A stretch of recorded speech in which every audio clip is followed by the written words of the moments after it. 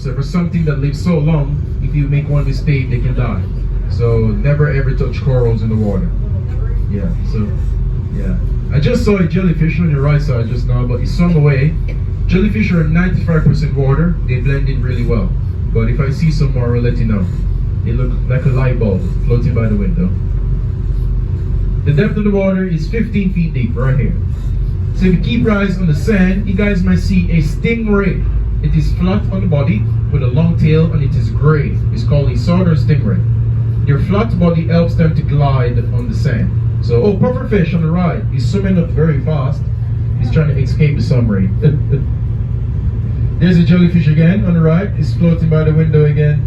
Look like plastic, but floating by the windows. They're colorless, remember.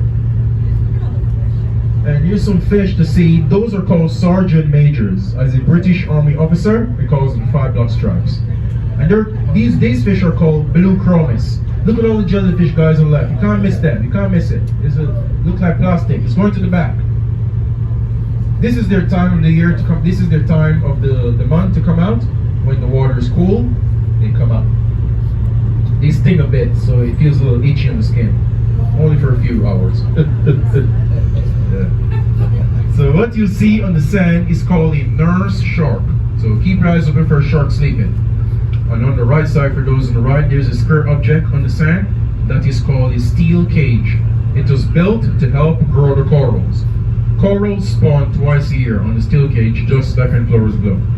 So those are what the scientists, the conservationists do back then. And we're dropping to 20 feet deep. This is a good spot to find a stingray, so look around with all the sand. Remember, you might see a stingray buried under the sand with their tail sticking out to the sand.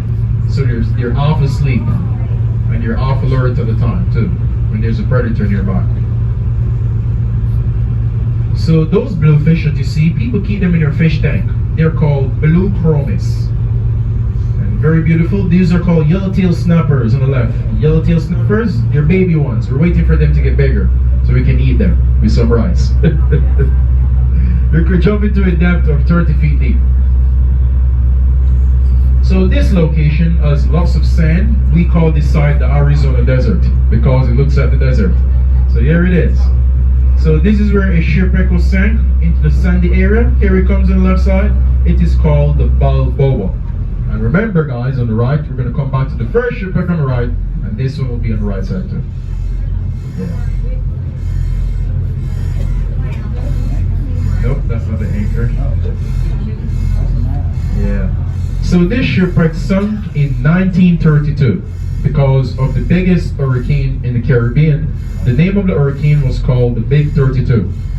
The hurricane sat in the Cayman Islands for 52 hours. The winds are gusting 250 miles an hour, and this hurricane killed 109 people on the island. And when the Balboa sank during the hurricane, she split all the cargo off. It was a complete cargo of wood. When the eye of the hurricane was overhead, the captain and the crew could make their way back to the shore walking on the floating woods. But you guys might not believe this story, but it is the only one we know, as there are no witness when this happened. And as you guys can see, the shipwreck is not in one piece, she's a wreck of a wreck. And how come? Because she sank in the middle of the main shipping lane. She was 225 feet long and 30 feet wide. She was blocking the shipping lane.